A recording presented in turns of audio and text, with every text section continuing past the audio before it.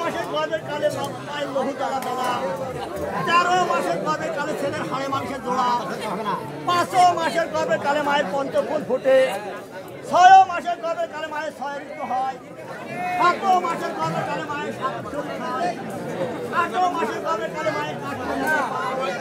9 মাসের গর্ভের কালে মায়ের জন্মদণ্ড হয়, 10 মাস 10 দিন মায়ের পূর্ণ ছায়া গেল। বনু বনু বলে মা